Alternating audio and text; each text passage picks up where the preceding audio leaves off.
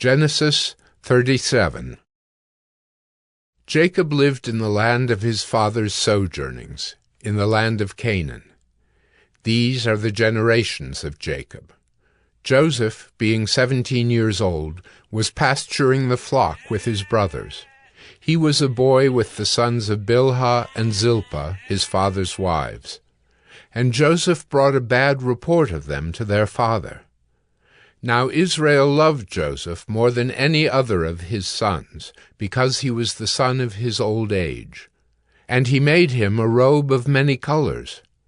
But when his brothers saw that their father loved him more than all his brothers, they hated him, and could not speak peacefully to him. Now Joseph had a dream, and when he told it to his brothers, they hated him even more. He said to them, "Hear this dream that I have dreamed. Behold, we were binding sheaves in the field, and behold, my sheaf arose and stood upright. And behold, your sheaves gathered around it and bowed down to my sheaf." His brothers said to him, "Are you indeed to reign over us, or are you indeed to rule over us?" So they hated him even more for his dreams and for his words. Then he dreamed another dream, and told it to his brothers, and said, "Behold, I have dreamed another dream. Behold, the sun, the moon, and 11 stars were bowing down to me." But when he told it to his father and to his brothers, his father rebuked him and said to him, "What is this dream that you have dreamed? Shall I and your mother and your brothers indeed come to bow ourselves to the ground before you?" And his brothers were jealous of him, but his father kept the saying in mind. Now his brothers went to pasture their father's flock near Shechem. And Israel said to Joseph, "Are not your brothers pasturing the flock at Shechem? Come, I will send you to them." And he said to him, "Here I am." So he said to him, "Go now, see if it is well with your brothers and with the flock, and bring me word." So he sent him from the valley of Hebron, and he came to Shechem. And a man found him wandering in the fields, and the man asked him, "What are you seeking?" "I am seeking my brothers." He said, "Tell me, please, where they are pasturing the flock." And the man said, "They have gone away, for I heard them say, 'Let us go to Dothan.'" So Joseph went after his brothers, and found them at Dothan. They saw him from afar, and before he came near to them, they conspired against him to kill him. They said to one another, "Here comes this dreamer." Come now, let us kill him and throw him into one of the pits. Then we will say that a fierce animal has devoured him, and we will see what will become of his dreams." But when Reuben heard it, he rescued him out of their hands, saying, "Let us not take his life." And Reuben said to them, "Shed no blood. Throw him into this pit here in the wilderness. But do not lay a hand on him." that he might rescue him out of their hand to restore him to his father. So when Joseph came to his brothers, they stripped him of his robe, the robe of many colors that he wore. And they took him and threw him into a pit. The pit was empty. There was no water in it. Then they sat down to eat. And looking up, they saw a caravan of Ishmaelites coming from Gilead, with their camels bearing gum, balm, and myrrh, on their way to carry it down to Egypt. Then Judah said to his brothers, "What profit is it if we kill our brother and conceal his blood? Come, let us sell him to the Ishmaelites, and let not our hand be upon him, for he is our brother, our own flesh." And his brothers listened to him. Then Midianite traders passed by, and they drew Joseph up and lifted him out of the pit and sold him to the Ishmaelites for 20 shekels of silver. They took Joseph to Egypt. When Reuben returned to the pit and saw that Joseph was not in the pit, he tore his clothes and returned to his brothers and said, "The boy is gone, and I, where shall I go?" Then they took Joseph's robe and slaughtered a goat and dipped the robe in the blood. And they sent the robe of many colors and brought it to their father and said, "This we have found. Please identify whether it is your son's robe or not."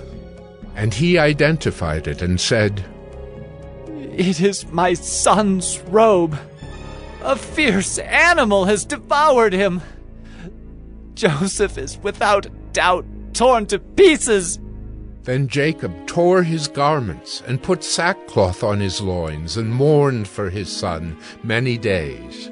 All his sons and all his daughters rose up to comfort him, but he refused to be comforted and said, "No, I shall go down to Sheol to my son mourning." Thus his father wept for him. Meanwhile, the Midianites had sold him in Egypt to Potiphar, an officer of Pharaoh, the captain of the guard. Genesis 38.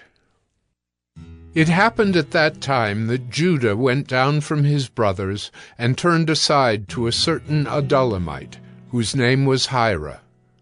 There Judah saw the daughter of a certain Canaanite, whose name was Shua. He took her and went into her, and she conceived and bore a son, and he called his name She conceived again and bore a son, and she called his name Onan. Yet again she bore a son, and she called his name Shelah. Judah was in Chezib when she bore him. And Judah took a wife for his firstborn, and her name was Tamar.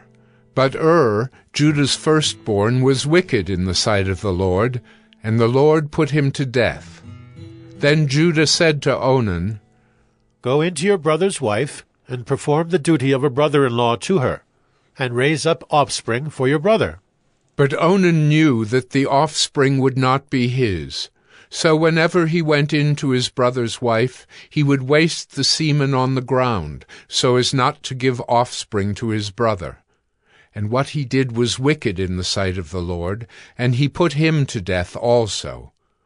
Then Judah said to Tamar, his daughter-in-law, "Remain a widow in your father's house, till Shelah my son grows up." For he feared that he would die like his brothers. So Tamar went and remained in her father's house. In the course of time the wife of Judah, Shua's daughter, died. When Judah was comforted, he went up to Timnah to his sheep-shearers, he and his friend Hira the Adullamite. And when Tamar was told, "Your father-in-law is going up to Timnah to shear his sheep," she took off her widow's garments and covered herself with a veil, wrapping herself up, and sat at the entrance to Enaim, which is on the road to Timnah. For she saw that Shelah was grown up, and she had not been given to him in marriage. When Judah saw her, he thought she was a prostitute, for she had covered her face. He turned to her at the roadside and said, "Come, let me come in to you." For he did not know that she was his daughter-in-law. She said, "What will you give me that you may come in to me?" He answered, "I will send you a young goat from the flock." And she said, "If you give me a pledge until you send it." He said, "What pledge shall I give you?" She replied, "Your signet and your cord and your staff that is in your hand." So he gave them to her and went in to her, and she conceived by him. Then she arose and went away, and taking off her veil, she put on the garments of her widowhood.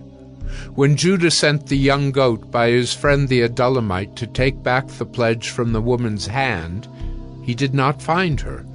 And he asked the men of the place, "Where is the cult prostitute who was at Enaim at the roadside?" And they said, "No cult prostitute has been here."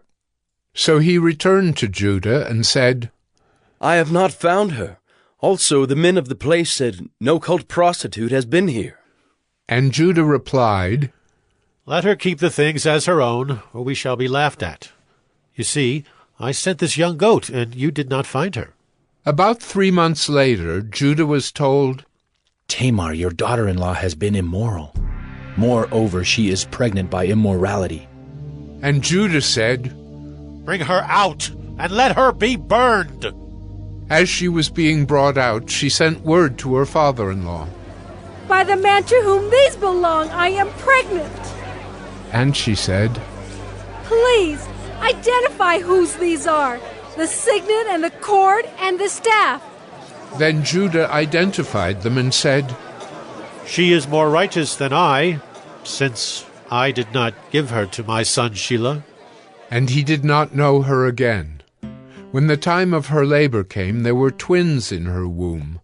And when she was in labor, one put out a hand, and the midwife took and tied a scarlet thread on his hand, saying, This one came out first. But as he drew back his hand, behold, his brother came out, and she said, What a breach you have made for yourself. Therefore his name was called Perez. Afterward his brother came out with the scarlet thread on his hand, and his name was called Zerah. Genesis 39. Now Joseph had been brought down to Egypt, and Potiphar, an officer of Pharaoh, the captain of the guard, an Egyptian, had bought him from the Ishmaelites, who had brought him down there. The Lord was with Joseph, and he became a successful man, and he was in the house of his Egyptian master. His master saw that the Lord was with him, and that the Lord caused all that he did to succeed in his hands. So Joseph found favor in his sight and attended him, and he made him overseer of his house, and put him in charge of all that he had. From the time that he made him overseer in his house, and over all that he had, the Lord blessed the Egyptian's house for Joseph's sake. The blessing of the Lord was on all that he had in house and field. So he left all that he had in Joseph's charge, and because of him he had no concern about anything but the food he ate. Now Joseph was handsome in form and appearance, and after a time his master's wife cast her eyes on Joseph and said, Lie with me. But he refused, and said to his master's wife, Behold, because of me my master has no concern about anything in the house, and he has put everything that he has in my charge. He is not greater in this house than I am, nor has he kept back anything from me except yourself, because you are his wife. How then can I do this great wickedness and sin against God? And as she spoke to Joseph day after day, he would not listen to her, to lie beside her or to be with her. But one day, when he went into the house to do his work, and none of the men of the house was there in the house, she caught him by his garment, saying, Lie with me.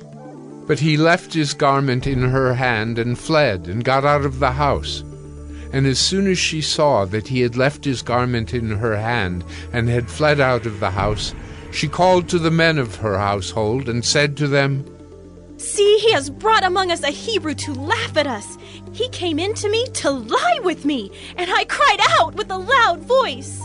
And as soon as he heard that I lifted up my voice and cried out, he left his garment beside me and fled and got out of the house. Then she laid up his garment by her until his master came home, and she told him the same story, saying, The Hebrew servant whom you have brought among us came in to me to laugh at me. But as soon as I lifted up my voice and cried, he left his garment beside me and fled out of the house. As soon as his master heard the words that his wife spoke to him, This is the way your servant treated me. his anger was kindled, and Joseph's master took him and put him into the prison, the place where the king's prisoners were confined, and he was there in prison. But the Lord was with Joseph and showed him steadfast love, and gave him favor in the sight of the keeper of the prison. And the keeper of the prison put Joseph in charge of all the prisoners who were in the prison. Whatever was done there, he was the one who did it. The keeper of the prison paid no attention to anything that was in Joseph's charge, because the Lord was with him, and whatever he did, the Lord made it succeed.